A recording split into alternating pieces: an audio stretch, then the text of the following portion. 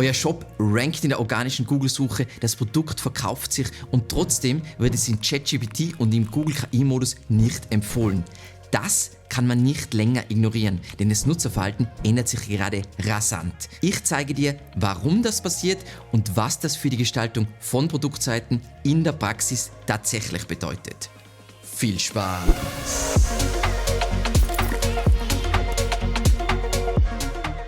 KI empfiehlt basierend auf anderen Kriterien. Bei einer klassischen Suchmaschine haben Nutzer einzelne Begriffe oder Phrasen eingegeben, um ihre eigene Recherche zu starten. Dabei haben sie natürlich nur einen sehr geringen Teil ihrer gesamten Intention offengelegt. Plattformen wie ChatGPT, Google KI-Modus oder Copilot bekommen weitaus reichhaltiger Informationen und dadurch einen viel klareren Überblick über die Intention des Nutzers.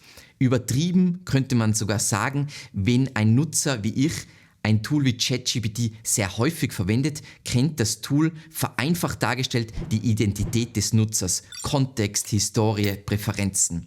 Um das an einem Beispiel greifbar zu machen, wie ein Prompt aussehen könnte: Ich suche Lernspielzeug für mein 4 Monate altes Baby. Es beginnt gerade gezielt zu greifen und reagiert stark auf Geräusche und Kontraste. Wichtig ist mir, dass das Spielzeug altersgerecht, sicher und robust ist und die motorische Entwicklung unterstützt, ohne zu überfordern. Materialien wie Stoff, Holz oder Silikon wären mir lieber als hartes Plastik. Ich zahle gern mehr für gute Qualität. Das heißt, das ist unglaublich reichhaltig schon, dieser Prompt. Und dann gibt es auch noch die Historie mit weiteren Informationen über mich als zusätzlichen Kontext. Wenn jetzt ein Nutzer eine Produktsuche startet, dann macht die KI im Hintergrund zusätzlich eine umfangreiche Recherche. Bei Google heißt das dann Query Fanout und hat zusätzlich von Beginn an viel mehr Kontext. Aus diesem Grund können weitaus relevantere Produkte vorgeschlagen werden.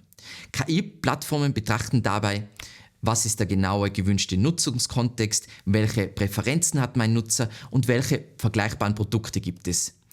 Dazu ein essentieller Gedanke. Produkte konkurrieren jetzt direkter miteinander als je zuvor. Früher sah ein Nutzer viele Optionen, klickte sich durch und verglich sie selbst. Das Ganze war sehr abhängig vom Nutzer und wie viel er recherchierte oder nicht.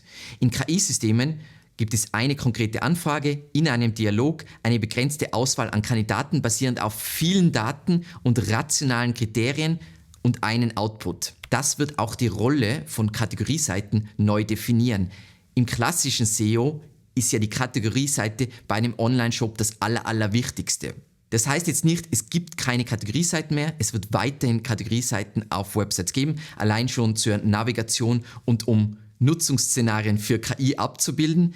Wenn wir uns aber beispielsweise Google in Amerika ansehen, dann ist die Suchergebnisse-Seite schon eigentlich die Kategorieseite. Selbiges passiert in gewisser Weise ja auch in KI-Systemen.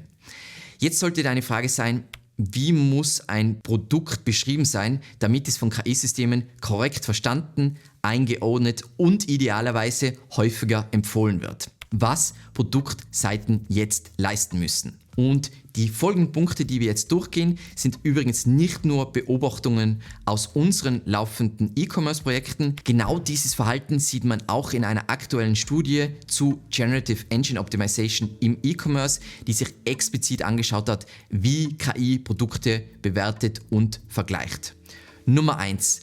Klar machen, wann das Produkt passt. Worum es hier geht: KI-Systeme empfehlen Produkte nicht im Allgemeinen, sondern für eine konkrete Situation. Produktseiten müssen diese Situation explizit oder idealerweise explizit beschreiben, statt sie vorauszusetzen. Was heißt das konkret? Kommunizieren, in welchem Nutzungskontext es gut funktioniert und welche Anforderungen es dabei erfüllt. Ein Beispiel, um es greifbarer zu machen: Geeignet für regelmäßige Nutzung im Alltag, wenn Haltbarkeit wichtiger ist als geringes Gewicht. Nummer 2. Deutlich machen, warum dieses Produkt empfohlen werden sollte. Worum es hier geht: KI vergleicht Produkte direkt miteinander. Wenn deine Seite keine klaren Unterschiede zeigt, kann KI keinen Grund finden oder müsste den irgendwo sonst abrufen, nicht von deiner Seite, um dein Produkt zu wählen. Was heißt das konkret? die wichtigsten Unterschiede zu vergleichbaren Produkten klar benennen, keine allgemeinen Claims oder zumindest, wenn es allgemeine Claims gibt, auch spezifische Claims, sondern konkrete Eigenschaften, die im Vergleich relevant sind. Beispiel: verstärkte Nähte und dickere Sohle als bei typischen Freizeitmodellen. Drittens: entscheidungsrelevante Infos priorisieren. Worum es hier geht: nicht jede Information ist für eine Kaufentscheidung gleich wichtig. KI gewichtet Informationen danach, wie gut sie zur Entscheidung von diesem spezifischen Nutzer beitragen. Natürlich brauche ich einen ICP, also ich muss wissen, wer mein idealer Kunde ist, sonst kann ich das nicht priorisieren, aber dann die 3 bis 5 wichtigsten Kaufkriterien sichtbar nach oben ziehen, irgendwelche Details, Nebenaspekte nachrangig behandeln. Als Beispiel, ein fiktionales Beispiel: Haltbarkeit, Material, Pflegeaufwand und Tragekomfort stehen über Designdetails, wenn das zu deinem Produkt passend ist. Viertens: Aussagen belegbar machen. KI bevorzugt Inhalte, die nachprüfbar und glaubwürdig sind. Das heißt, die sich abgleichen lassen oder die glaubwürdig wirken, weil es geht auch ums Wirken. Was heißt das konkret?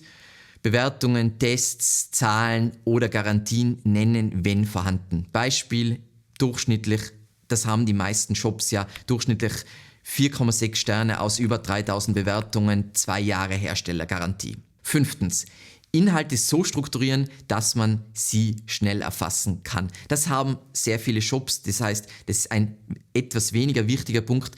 KI liest nicht wie ein Mensch, wissen wir alle schon, von oben nach unten, sondern sucht nach klar strukturierten Signalen. Unstrukturierte Texte sind schwerer einzuordnen.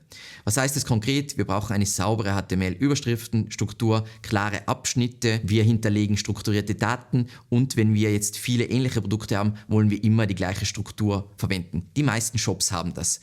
Beispiel: Abschnitte wie Einsatzbereich, Material, Verarbeitung, Pflege, Passform kommen immer wieder gleich auf Produktseiten vor. Sechstens: klar sachlich formulieren. Worum es geht: unklare Marketingsprache oder generische Marketingsprache, sowas wie hochwertig, Premium, für alle, hilft bei Empfehlungen durch KI eher wenig. KI kann damit einfach wenig anfangen, weil sie nichts eindeutig vergleichen kann bzw. einordnen kann. Das heißt es konkret: wir wollen klare, sachliche Aussagen, so explizit wie möglich, so spezifisch wie möglich. Je spezifischer ich werde, natürlich habe ich immer den Trade-off, dass es nicht ist für alle. Aber Produkte für alle, man muss sich, glaube ich, zurechtlegen, wie groß der Trade-off ist und wen ich erreichen will und so weiter und so weiter. Weniger Adjektive, mehr klare Einordnung. Beispiel: statt was Generisches wie extrem robust, lieber ausgelegt für mehrmals wöchentliche Nutzung über mehrere Jahre. Damit bist du extrem gut aufgestellt für KI mit deinen Produktseiten.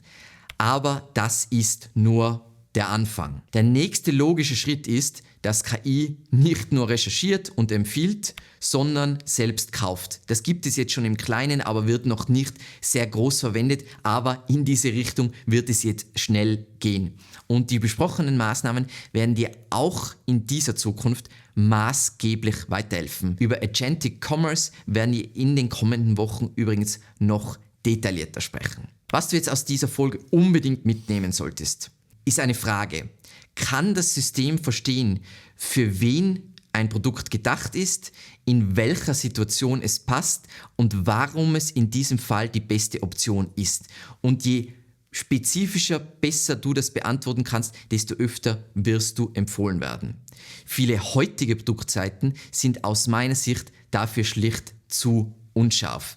Wer das aber sauber hinbekommt, wird häufiger empfohlen werden. Natürlich, und das sollte jedem klar sein, der sich in unserem Bereich bewegt und sich mit KI-Suche beschäftigt, die Optimierung von Produktinhalten ist natürlich nur kurzfristig ein Wettbewerbsvorteil, bis die Konkurrenz nachzieht. Dementsprechend muss zusätzlich an Hebeln wie Bildern und Videos, wie auch Strategien abseits der eigenen Websites-Präsenz gearbeitet werden. Wie zum Beispiel Präsenz in Bestenlisten, Bewertungen, YouTube, PR, Markenaufbau allgemein Das wird ganz, ganz wichtig sein und hier lassen sich wirklich die Wettbewerbsvorteile erarbeiten. Vielen, vielen lieben Dank fürs Zusehen und bis zum nächsten Mal. Ciao.